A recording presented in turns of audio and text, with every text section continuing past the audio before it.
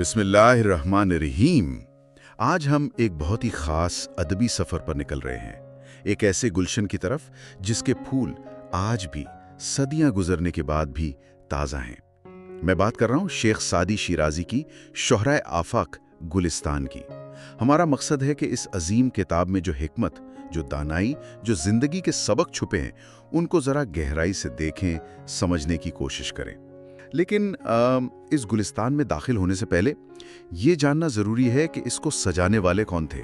शेख सादी, पूरा नाम था शेख शरफुद्दीन मुसल्लेह सादी शिराजी, और पैदाइश हुई ईरान के शहर शिराज में, वही फारस का दिल।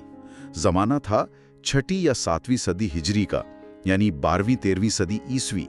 बड़ा हंगामा खेज दौर था लो। जी बिल्कुल, सियासी तौर पर, समाजी तौर पर बहुत उथल पुथल थी।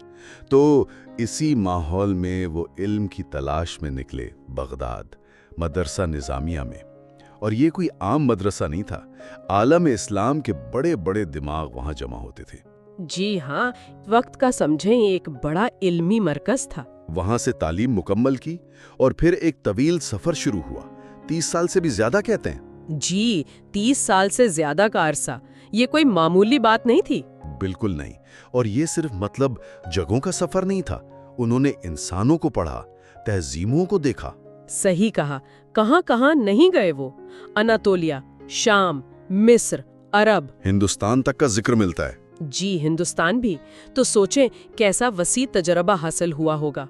बादशाहों से भी मिले, दरवेशों के साथ भी बैठे। ताजिर, आलम, आम लोग, सबको करीब से देखा, उनकी कहानियां सुनी, उनके दुख सुख समझे। और इसी मुशाहिदे ने, इसी तजर्बे ने उन्हें वो बनाया जो वो थे, हिकमत और अखलाक का उस्ताद कामिल। जी, और इन्हीं तजुर्बात का निचोड़ हमें मिलता है गुलिस्तान में। गुलिस्तान यानी फूलों का बाग। ये सिर्फ एक किताब नहीं, ये नस्र और नज़्म का एक ऐसा खूबसूरत इम्तिजाज है जहां हर कदम पर हिकमत और दानाई के फूल खिले हैं। गुलिस्तान असल में छोटी छोटी हिकायात हैं, कहानियां हैं, मुख्तसर मगर बहुत मायने खेज, जो हमें इखलाकी सबक सिखाती हैं, इंसानी नफ्सियात की बारीकियां बताती हैं। जी हाँ, और गुलिस्तान की जो अजमत है ना, वो इसी में है कि 8 सदियां हो गईं, लेकिन ये आज भी उतनी ही ताज़ा और मुतालिका महसूस होती हैं।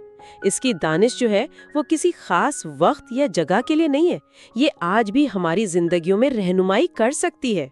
ये जैसे इंसानी फितरत का एक आईना है जिसमें हर जमाने का इंसान खुद को देख सकता है। तो आइए आज इस गुलशन हिकमत की सैर शुरू करते हैं। जी चलें, इन कहानियों में जो हिकमत के मोती हैं उन्हें चुनते हैं। अच्छा, तो पहली हिकायत है एक बादशाह और उसके ईरानी गुलाम की। यूं है कि किसी बादशाह को बताया गया कि भाई उसका एक ईरानी गुलाम है जिस पे बादशाह बहुत मेहरबान था, वो बाहर उसकी बुराइयां करता है। बादशाह को तो जाहिर है शदीद गुस्सा आया और उसने हुक्म दे दिया कि इस गुलाम की गर्दन उड़ा दो। इसी वक्त दरबार में एक नेक वजीर मौजूद थे। वो आगे बढ़े और कहा, आलमपना, ये गुलाम तो आपके दस्तरखान पर पला है, ये कैसे हो सकता है कि वो आपकी नाशुक्री करे? ज्यादा इम्कान तो यही है कि किसी ने हसद में आकर ये झूठी खबर आप तक पहुंचाई है। मेहरबानी फरमाकर जरा तहकीक कर लें। बादशाह भी ये सुन ही रहा था कि एक और वजीर जो पहले वजीर से और उस गुलाम से हसद करता था, वो बोल पड़ा, जहांपना, दुश्मन पर रहम करना कोई अक्लमंदी नहीं, सांप के बच्चे को पालना अपनी हलाकत को दावत देना है, उसे फौरन सजा दी जाए। बादशाह ने दोनों की बात सुनी, फिर पहले वजीर की तरफ देखा और कहा, तुम्हारी बात में मुझे खैरख्वाही लगती है, जबकि इस दूसरे की बात से हसद और बुग़्ज़ की बू आती है। जो नसीहत हसद पर मबनी हो वो काबिल कबूल नहीं हो सकती। और ये कहकर बादशाह ने गुलाम की जान बख्श दी। ये हिकायत आज भी आप देखें हमें ये सिखाती है कि जब कोई मशवरा दे रहा हो ना, तो ये समझना कितना ज़रूरी है कि उसकी नीयत क्या है, उसके पीछे क्या जज्बा है। ज़ाती दुश्मनी या डर की बुनियाद पर दी गई नसीहत तो गुमराह कर सकती है, जबकि जो हकीकी हमदर्दी वाली राय है, चाहे सुनने में अच्छी ना लगे, वो बेहतर फैसले की तरफ ले जाती है। यानी सच्ची खैर खाई वाली बात वो अहम है। बिल्कुल, और हसद वाला मशवरा चाहे कितना ही मीठा लगे, वो नुकसान ही देता है। अब दूसरी हिकायत सुनते हैं। ये है शाह हुर्मुज़ और उसके कैद किए गए वजीरों की। कहते हैं कि शाह हुर्मुज़ ने किसी वजह से अपने कुछ वजीरों को कैद में डाल दिया। कुछ अरसे बाद उसने उनसे पूछवाया, آخر میری ایسی کون سی خطا تھی کہ تم لوگوں کو یہ دن دیکھنا پڑا؟ تو قیدی وزیروں نے جواب بھیجا، بادشاہ سلامت کی ذات میں تو کوئی عیب نہیں سوائے ایک کے، اور وہ یہ کہ انہوں نے ہم جیسے لوگوں کو جنہیں آزمایا نہیں گیا تھا بغیر تحقیق اور جانچ پرکھ کے وزارت جیسے اہم عہدے دے دیے۔ حضور، انسان کی اصلیت اور اس کی قابلیت آزمائش کے بغیر کیسے پتہ چلتی ہے؟ بلی بھی جب تک چوہا نہ دیکھے بڑی معصوم لگتی ہے۔ یہ ہمیں یاد دلاتا ہے کہ کسی شخص کی جو اصل صلاحیت ہے یا کردار ہے، اس کا اندازہ صرف اوپر کی باتوں سے یا پہلی ملاقات سے نہیں ہوتا۔ ذمہ داری دینے سے پہلے وقت اور حالات کی کسوٹی پر پرکھنا بہت ضروری ہے۔ بغیر آزمائے اعتبار کرنا یہ خطرناک ہو سکتا ہے۔ تیسری حکایت ایک درب چور کے بارے میں ہے جو بادشاہ کے دربار میں لایا گیا۔ کچھ سپاہی ایک بدنام چور کو پکڑ کر بادشاہ کے پاس لائے۔ دربار میں ایک وزیر تھا جو اپنی سختی کے لیے جانا جاتا تھا۔ اس نے فوراً مشورہ دیا، عالم پناہ، ایسے شریر لوگ معاشرے کے لیے ناسور ہیں، ان کی جڑ ہی کاٹ دینی چاہیے تاکہ دوسروں کو عبرت ہو۔ چور نے جب دیکھا کہ اب بچنے کا کوئی راستہ نہیں تو اس نے مایوسی اور غصے میں آ کر بادشاہ کی شان میں گستاخی شروع کر دی۔ بادشاہ حیران ہوا، پوچھا یہ کیا کہہ رہا ہے؟ وہیں قریب ایک اور وزیر کھڑا تھا جو نیک دل تھا، رحم دل تھا۔ اس نے فوراً کہا، جہاں پناہ، یہ کہہ رہا ہے کہ اللہ ان لوگوں کو پسند کرتا ہے جو غصے کو پی جاتے ہیں اور لوگوں کی غلطیاں معاف کر دیتے ہیں۔ بادشاہ کا دل نرم پڑ گیا اور اس نے چور کو معاف کرنے کا سوچا، مگر وہ پہلا سخت گیر وزیر پھر بول پڑا، حضور، ہم جیسے امیروں اور آپ جیسے بادشاہوں کی شان کے لائق نہیں کہ دربار میں ایسی فضول باتیں سنیں۔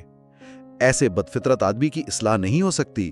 اس کی تربیت تو ایسے ہے جیسے گنبد پر اخروٹ رکھنا جو کبھی ٹھہرے گا نہیں۔ اس سے بھلائی کی امید رکھنا بیکار ہے۔ بادشاہ کو اس وزیر کی یہ بے رحمی اور سخت باتیں اچھی نہیں لگی۔ اس نے کہا، مجھے پہلے وزیر کی بات زیادہ پسند آئی جس میں رحم اور حکمت تھی۔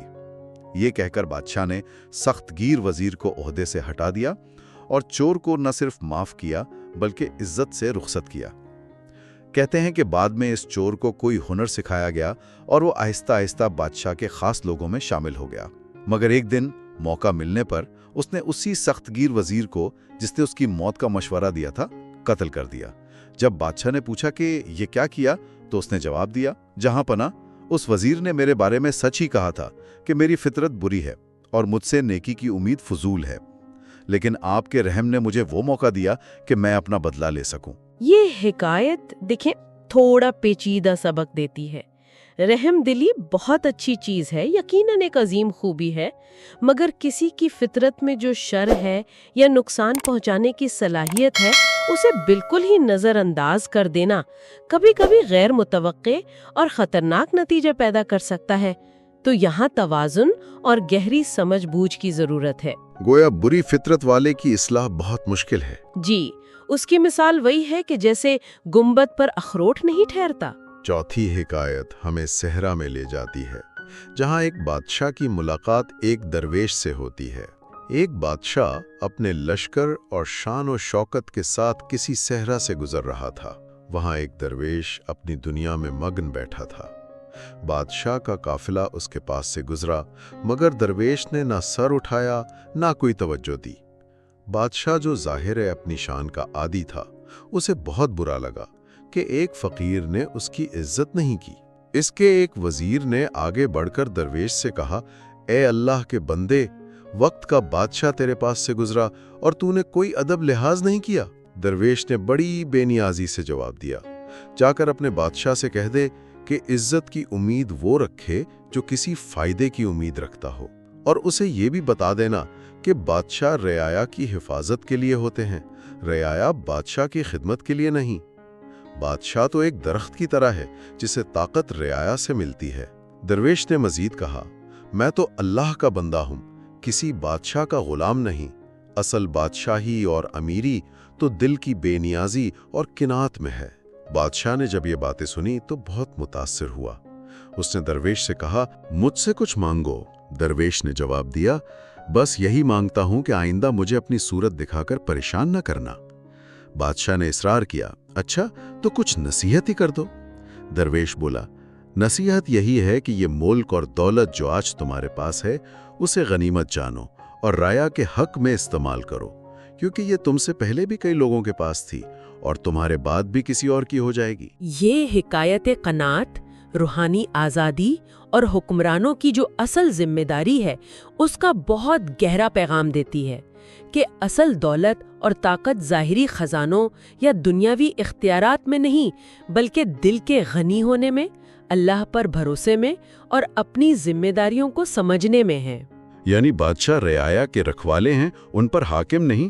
جی، اور قناعت ہی اصل میں سب سے بڑی سلطنت ہے۔ 5ویں حکایت ایک بادشاہ اور ایک متقی بزرگ کی ملاقات کا ذکر ہے۔ ایک بادشاہ نے سنا کہ اس کے ملک میں ایک بہت پرہیزگار اللہ والے بزرگ رہتے ہیں۔ بادشاہ کو ان سے ملنے کا شوق ہوا، انہیں دربار میں بلایا۔ جب بزرگ آئے تو بادشاہ نے ان سے دعا کی درخواست کی۔ بزرگ نے ہاتھ اٹھا کر دعا کی، اے اللہ، اس بادشاہ کو اپنی رعایا پر رحم کرنے اور اپنی ذمہ داریوں کو سمجھنے کی توفیق دے۔ پھر انہوں نے بادشاہ سے کہا، اے بادشاہ، اس دن سے ڈر جس دن یہ تخت و تاج تجھ سے چھن کر کسی اور کا ہو جائے گا۔ اپنی رعایا سے انصاف کر تاکہ کل قیامت کے دن شرمندہ نہ ہونا پڑے۔ بادشاہ بزرگ کی باتوں سے بڑا متاثر ہوا اور انہیں کچھ مال و دولت پیش کرنا چاہا۔ بزرگ نے لینے سے انکار کر دیا۔ بادشاہ نے وجہ پوچھی تو بزرگ نے فرمایا، میں اس مال کا بوجھ اٹھا کر قیامت کے دن جواب دینے سے ڈرتا ہوں۔ مجھے اس دنیا کے تھوڑے سے فائدے کے بدلے آخرت کا عذاب نہیں چاہیے۔ یہ رویہ ان لوگوں کی پہچان ہے جو واقعی اعلیٰ اخلاقی اور روحانی اصولوں پر قائم ہوتے ہیں۔ وہ دنیا کے عارضی فائدوں پر آخرت کی جواب دہی اور دل کے سکون کو زیادہ اہمیت دیتے ہیں۔ یعنی حکمرانوں پر لازم ہے کہ وہ رعایا کے حقوق کا خیال رکھیں اور اپنی طاقت کے غلط استعمال کے انجام سے ہمیشہ ڈرتے رہیں۔ آج کی آخری حکایت، 6ٹھی حکایت، نوشیرواں عادل کے انصاف کی ایک مثال ہے۔ ایک دفعہ نوشیرواں اپنے ساتھیوں کے ساتھ شکارگاہ میں ٹھہرا ہوا تھا۔ کھانا لگا، کباب بننے لگے تو پتہ چلا کہ نمک ختم ہو گیا۔ بادشاہ نے ایک لڑکے کو حکم دیا کہ قریبی گاؤں سے نمک لے آؤ، ساتھ ہی سختی سے کہا، خبردار، نمک مفت مت لانا، اس کی پوری قیمت دینا۔ جو ساتھ بیٹھے تھے وہ حیران ہوئے، پوچھا، بادشاہ سلامت، اتنی معمولی سی چیز، ایک چٹکی نمک کی قیمت دینے نہ دینے سے کیا فرق پڑے گا؟ نوشیرواں نے جواب دیا، تمہیں معلوم نہیں، دنیا میں ظلم کی بنیاد شروع میں ایسی ہی چھوٹی اور معمولی ہوتی ہے۔ ہر آنے والا اس میں تھوڑا سا اضافہ کرتا جاتا ہے، یہاں تک کہ وہ ایک بڑا درخت بن جاتا ہے۔ اگر بادشاہ رعایا کے باغ سے ایک سیب توڑ لے تو اس کے غلام پورا باغ ہی اجاڑ دیں گے۔ اگر حاکم زبردستی 5 مرغیاں لے لیں تو اس کے سپاہی ہزاروں مرغیاں پکڑ کر سیخوں پر چڑھا دیں گے۔ جی، یہ ایک بہت ہی اہم اور گہری بات ہے۔ جو لوگ اقتدار میں ہوتے ہیں ان کی طرف سے ہونے والی چھوٹی سے چھوٹی زیادتی یا ناانصافی بھی ایک خطرناک مثال بن جاتی ہے، جو پھر آہستہ آہستہ معاشرے میں بڑے پیمانے پر کرپشن، ظلم اور بگاڑ کا باعث بنتی ہے۔ یعنی ظلم کی ابتدا ہمیشہ چھوٹی ہی ہوتی ہے۔ جی، لیکن اگر اسے روکا نہ جائے تو وہ بڑھتے بڑھتے پورے معاشرے کو اپنی لپیٹ میں لے لیتا ہے۔ یہ تو محض چند کلیاں تھی شیخ سعدی کے گلستان حکمت سے۔ جی ہاں، اس گلشن میں ابھی ان گنت پھول اور بہت سے اسباق ہماری توجہ کے منتظر ہیں۔